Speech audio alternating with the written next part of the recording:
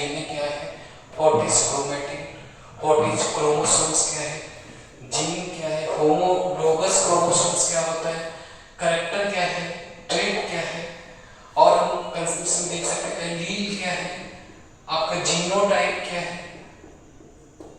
और फिनोटाइप क्या है। देखिए बेसिक इन चीज़ों के समझने के बाद हम टाइप ऑफ जेनेटिक्स शुरू करेंगे। पहले हम कुछ बेसिक कॉन्सेप्ट जेनेटिक्स में देखते हैं ताकि आपको आगे जेनेटिक्स समझ में आए। सबसे पहले हम चर्चा करते हैं डीएनए और तो सबसे पहले हम चर्चा किसकी करते हैं, डीएनए।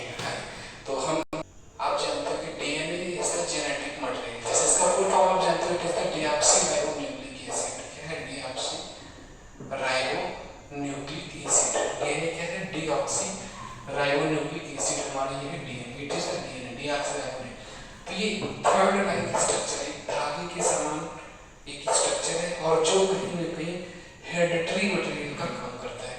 इसका काम करता है, तो ये एक तरह से थर्ड लाइन का स्ट्रक्चर है और किसका काम करता है, हेरिडिटरी मटेरियल का काम करता है। थर्ड लाइन का स्ट्रक्चर है और ये हेरिडिटरी मटेरियल का काम करता है। अब पहली चीज ये है कि क्या हेरिडिटरी मटेरियल सारे के सारे ऑर्गेनिज्म में डीएनए पाया जाता है।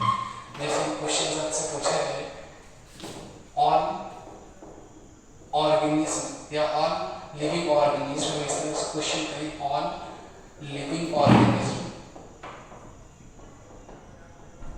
Have genetic material, DNA have genetic material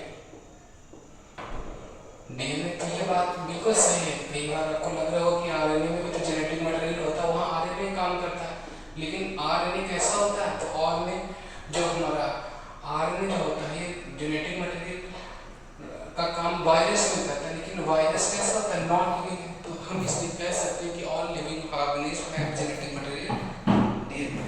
सारे के सारे जो लिविंग ऑर्गेनिज्म वहाँ पर जो जेनेटिक मटेरियल है वो क्या है, डीएनए होगा। क्योंकि अगर वायरस में आरएनए काम करता है लेकिन वायरस कैसा नॉन लिविंग, वायरस कैसा नॉन लिविंग, तो ये बात क्या हो जाएगी, सही हो जाएगी। पहली चीज आपको समझ में, ठीक है। तो थर्ड लाइन का स्ट्रक्चर इसको हम क्या कहेंगे, डीएनए। अब देखिए डीएनए आपने समझा, हम कहेंगे कि ये आपका डीएनए है, तो फिर व्हाट इज क्रोमेटिन। अब ये डीएनए अगर मोर कंडेंस्ड हो जाएगा तो हम उसको क्या कहेंगे, अगर डीएनए बहुत ज्यादा कंडेंस्ड हो गया तो हमने उसको नाम दे दिया क्रोमेटिन। तो क्रोमेटिन के कंडेंस्ड डीएनए इज क्रोमेटिन। अगर डीएनए और ज्यादा कंडेंस्ड हो गया तो क्रोमेटिन और ज्यादा कंडेंस्ड हो गया तो यही हमारा स्ट्रक्चर क्या बना देगा, इट इज द क्रोमोसोम्स को बना देगा। किसको बनाएगा, क्रोमोसोम्स। तो क्रोमोसोम में जो डीएनए है वो क्या है, सबसे ज्यादा कंडेंस्ड है, मोर कंडेंस्ड है, या हम कहें most condensed form of DNA, most condensed form of DNA. तो most condensed form of DNA is chromosome. तो जैसे हम कुछ ऐसे क्रोमोसोम्स स्पेशल पढ़ते हैं जो आपके सिलेबस में नहीं है, नीट में नहीं है, पॉलीटिन क्रोमोसोम्स में तो है क्या, वहाँ पर डीएनए ही तो कंडेंस्ड हो रहा है, बहुत ज्यादा कंडेंस्ड हो रहा है, तो वो क्रोमोसोम्स बहुत ज्यादा लाइट डार्क बैंड बना रहे हैं। तो इस चीज को समझते हैं। अब देखिए डीएनए अगर हमारा एक थर्ड लाइन के स्ट्रक्चर है, तो हम आपसे पूछें कि डीएनए क्या क्रोमैटिन में डीएनए प्रेजेंट है या क्रोमोसोम्स में डीएनए प्रेजेंट है। तो क्रोमैटिन में भी डीएनए और क्रोमोसोम्स में, तो अंदर क्या है, अंदर कुछ भी नहीं है। यहाँ पर जो डीएनए थर्ड लाइन है क्रोमैटिन में कंडेंस्ड और वहाँ पर मोस्ट कंडेंस्ड, यहाँ कंडेंस्ड हो गया, यहाँ पर डीएनए और यहाँ पर मोर कंडेंस्ड होगा और यहाँ पर क्या हो जाए, मोस्ट कंडेंस्ड। बस इतना ही आपको अंतर याद रखना। अब सबसे बड़ी चीज होती है कि व्हाट इज द जीन। तो हमने कहा जीन की अगर डेफिनेशन देखें, देखिए जीन क्या है, हम कहते हैं gene is the segment of DNA. What, gene is the segment of DNA. Gene क्या है, सेगमेंट है ऑफ डीएनए। तो जीन जो है वो सेगमेंट है डीएनए। मान लेते हैं हम इस पार्ट को हमने कह दिया जीन है, इस सेगमेंट को हमने जीन।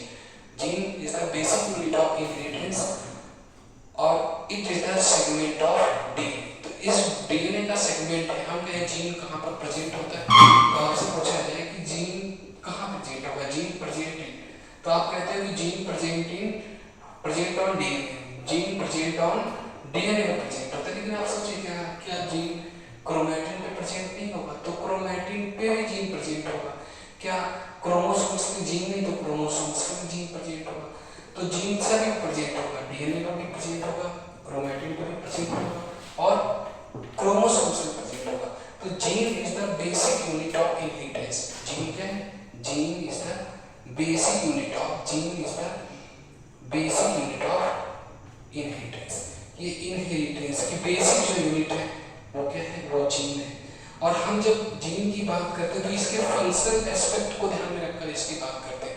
जैसे हमने कहा ये मार्कर जो है it is made up of plastic कह दिया हमने बना हुआ है, लेकिन इसकी जो फंक्शनल यूनिट है वो क्या है, लिखने के काम आ रहा है, या हम यूँ कहें कि मार्क करने के काम आ रहा है, तभी तो हम इसको मार्कर बोल रहे हैं। इसी तरह से जीन को जो हमने डिफाइन किया है वो बना तो डीएनए का है, लेकिन